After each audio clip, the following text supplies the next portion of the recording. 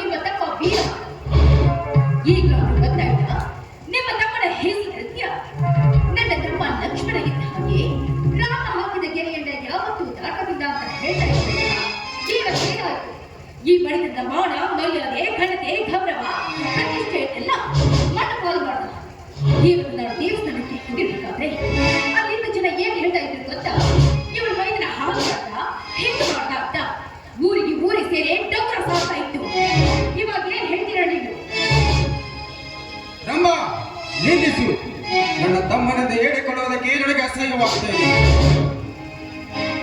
ನೀವೇನು ಮಾಡ್ತಿರೋದನ್ನ ಗೊತ್ತಿಲ್ಲ ನೋಡಿ. ಈ ಬಡಿತನದ ಮಾನ, ಮರ್ಯಾದೆ, ಘನತೆ, ಗೌರವವನ್ನು ಹಾಳು ಮಾಡಿದ ನಿಮ್ಮ ತಮ್ಮನೇ ನಿಮಗೆ ಬೇಕು ಅನ್ನೋದಾದ್ರೆ ನಾನು ಈ ಮನೆ ಬಿಟ್ಟು ಹೋಗ್ತೀನಿ. ನಾನೇ ಬೇಕು ಅಂದ್ರೆ ನಿಮಗೆ ಘನತೆ, ಗೌರವ ಮುಖ್ಯವೇ ಅಂದ್ರೆ ನಿಮ್ಮ ತಮ್ಮನನ್ನ ಈ ಮನೆಯಿಂದ ಹೊರ ಕಳಿಸ್ಬೇಕು. ಎರಡರಲ್ಲಿ ಒಂದು ನಿರ್ಧಾರಕ್ಕೆ ಬನ್ನಿ. ಈ ಜಮೀನುದಾರ ಶಿವಣ್ಣ ಅಂದ್ರೆ ಸುತ್ತು ಹತ್ತುವರೆಗೆ ನ್ಯಾಯದ ಕಂಬ ಇದ್ದಾನೆ. ಈ ನ್ಯಾಯದ ಕಂಬದ ಮನೆಯಲ್ಲಿ ಒಂದು ಅನ್ಯಾಯದ ಜಂತಿ ಇರುವುದಕ್ಕೆ ನಾನು ಬಿಡುವುದಿಲ್ಲ.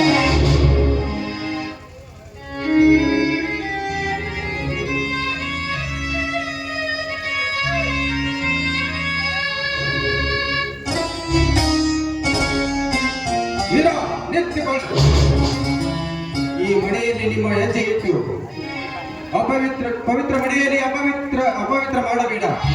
ನನ್ನ ಕಣ್ಣು ಮುಂದೆ ನಿಲ್ಲಬೇಡ. ಹೊರಟು ಹೋಗು.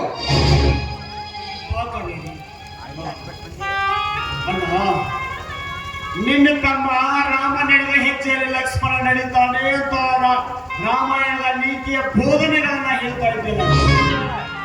ಇಂದು ನಿನ್ನ ತಮ್ಮ ತಪ್ಪು ಮಾಡ್ತಾನೆ ಅಂತ ನೀನು ಯಾರನ್ನ ತಿಳ್ಕೊಂಡೆ? ಹೌದು, ಅಂದು ನೀನು ನಿಜವಾಗಿ ನನ್ನ ತಮ್ಮನಿದ್ದೆ.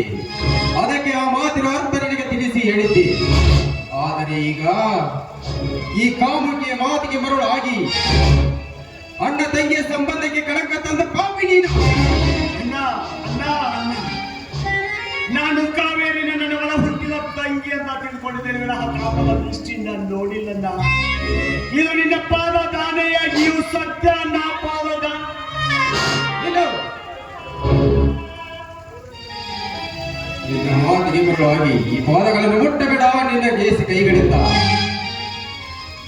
ಯಾವ ಮಾಯಿಂದ ತಂಗಿ ಅಂತ ತಿಳಿದು ರಾಖಿ ಕಟ್ಟಿಸಿಕೊಂಡೆ. ಅವಳ ಕುತ್ತಿಗೆಗೆ ತಾಳಿ ಕಟ್ಟಿದೆಯೋ ನೀನು ಮನುಷ್ಯನೇನೋ? ನಿಜವಾಗಲೂ ನನ್ನ ತಮ್ಮನಾಗಿದ್ದರೆ ಇಂಥ ಹೇಸಿ ಕೆಲಸ ಮಾಡುತ್ತಿರಲಿಲ್ಲ ನೀನು. ಅಲ್ಲ ನಿಮ್ಮ ಅಣ್ಣ, ನನ್ನ ಆತ್ಮ ಸಾಕ್ಷಿಯಾಗಿ ಹೇಳ್ತೀನಿ, ನಾನು ಯಾವ ತಪ್ಪು ಮಾಡಿಲ್ಲ. ಸುಳ್ಳನ್ನು ಮುಚ್ಚೋದಕ್ಕೆ ನಿನ್ನ ಆತ್ಮ ಸಾಕ್ಷಿಯಾಗಿ ನೀವು ಹೇಳ್ತೀಯಾ? ನಾಳೆ ನಿನ್ನ ತಲೆ ಮೇಲೆ ಕೈ ಇಟ್ಟು ಪ್ರಮಾಣ ಮಾಡಿ ಹೇಳ್ತೀಯ. ಯಾಕಂದ್ರೆ ನೀವಿಬ್ರು ಸೇರಿ ಮಾಡಿರೋ ಹೋದರವನ್ನ ಮುಚ್ಚೋದಕ್ಕೆ ನಾಳೆ ನನ್ನ ಶೀಲ ಕೆಡಿಸುವುದಕ್ಕಾದರೂ ಹೆಂಗರಿಯೋ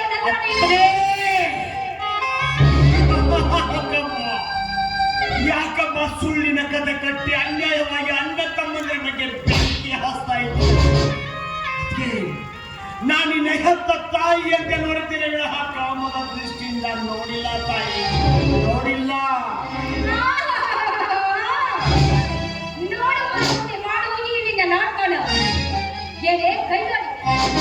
ಮಾಡಬೇಕಾದ ಎಲ್ಲ ಹಲಸು ಹೆಚ್ಚು ಕೆಲಸವನ್ನು ಮಾಡಿ ಮತ್ತೆ ರಾಂಬಾದೇವಿ ಇಲ್ಲಿ ಮಾತಾಡ್ತೀಯ? ಪವಿತ್ರವಾದ ಒಂದು ಹೆಣ್ಣಿಗೆ ಅಪವಿತ್ರವಂತ ನುಡಿತೇನೆ.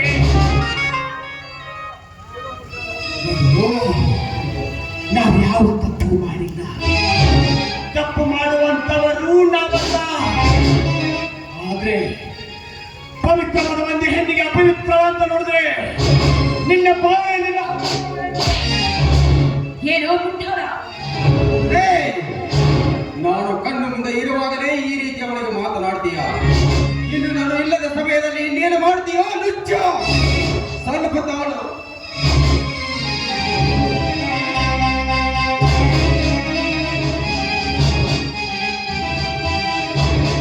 ಇದೇನು ಬರ್ತೈತಿಲ್ಲೋ? ನಮ್ಮ ಮನೆತನದ ಮಾನಕ್ಕೆ ಮರ್ಯಾದೆ ಕಾಪಾಡುವ ವಕ್ರಾಯುದ್ಧ. ಇದರಿಂದ ನಿನಗೆ ತಕ್ಕ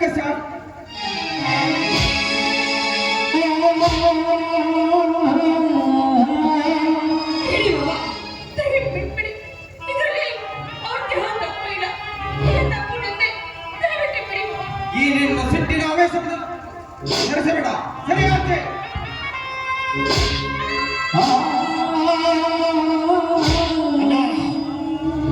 ಈ ನಮ್ಮ ಈ ಮನೆಗೆ ಹೇಗೆ ದೊಡ್ಡ ಸೊಸೆನೋ ಅದೇ ರೀತಿ ಈ ಕಾವೇರಿ ಈ ಮನೆಯ ಕಿರಿಯ ಸೊಸೆ ನನ್ನ ಹೆಂಡತಿ.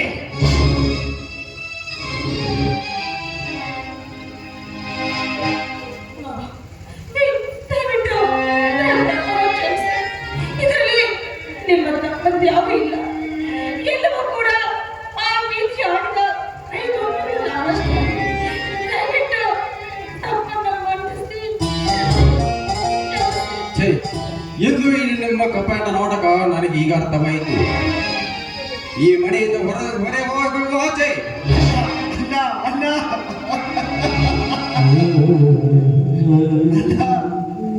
ನೀವಿಬ್ಬರು ಗಂಡ ಹೆಂಡತಿ ಕಾಲಿಂದ ತೋರಿಸಿದರೆ ತಲೆಯಿಂದ ಹೊತ್ತು ಮಾಡ್ತೀವಲ್ಲ.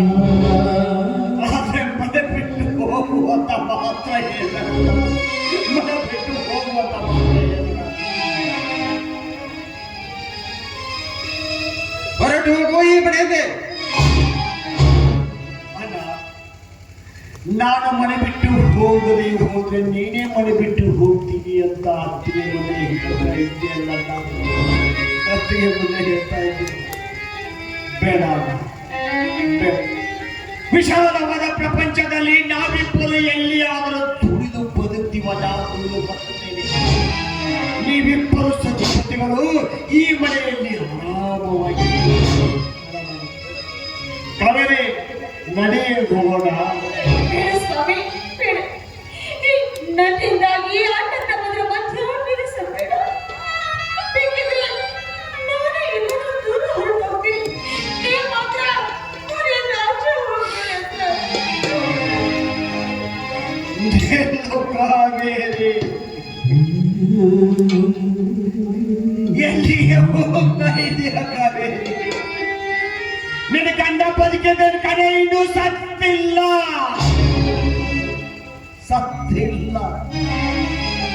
ಅಣ್ಣ, ಇಂದು ಮೋಹದ ಮಡದಿಯ ಮಾತುಗಳನ್ನ ಕೇಳಿ ನಮ್ಮನ್ನ ಮನೆಯಿಂದ ಹೊರ ಹೋಗುವಂತ ನಿನಗೆ ಹೇಳ್ಬೋದ. ಆದ್ರೆ ಇಂದಿಲ್ಲ ನಾಳೆ ಸತ್ಯ ಏನು ಅಂತ ಈ ಸಮಾಜದವರಿಗೆ ಕೈ ಎತ್ತಿ ತೋರಿಸಿ. ನೀನು ಯಾವ ತಪ್ಪು ಮಾಡಿಲ್ಲ ಕಣೋ. ನೀನು ನನ್ನ ತಮ್ಮ, ನೀನು ನನ್ನ ಮನೆಗೆ ಬಾ ಅಂತ ಕರೆಯುವಂತ ಪ್ರಸಂಗ ಬಂದೆ ಬರ್ತಲ್ಲ. ಅಲ್ಲಿಯವರೆಗೂ ತಾಳ್ಮೆಯಿಂದ ಕಾಯ್ತೀನಿ.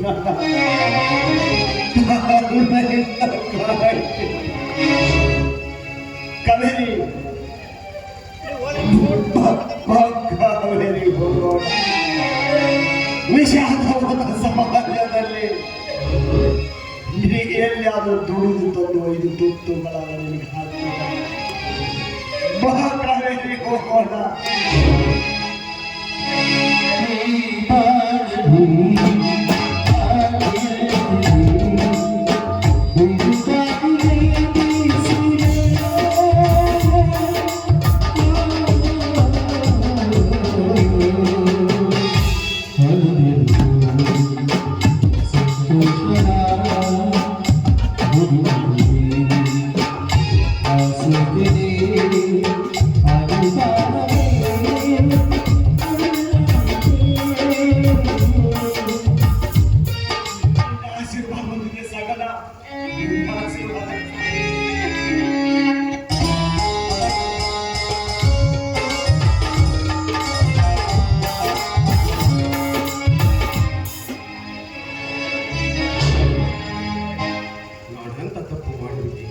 ನನ್ನ ತಮ್ಮನನ್ನು ಹೊರಗೆ ಹಾಕಿದ್ದೇನೆ. ನನ್ನ ತಮ್ಮ ವೀರ ಹೋದನೆ. ಹೋದ್ರೆ ಹೋಗ್ಲಿ ಬಿಡಿ. ಅಂದು ಬೀಳೆ ತೊಲಗ್ತು. ಇನ್ನು ನಾನೇ ರಾಣಿ, ನೀವೇ ರಾಜ.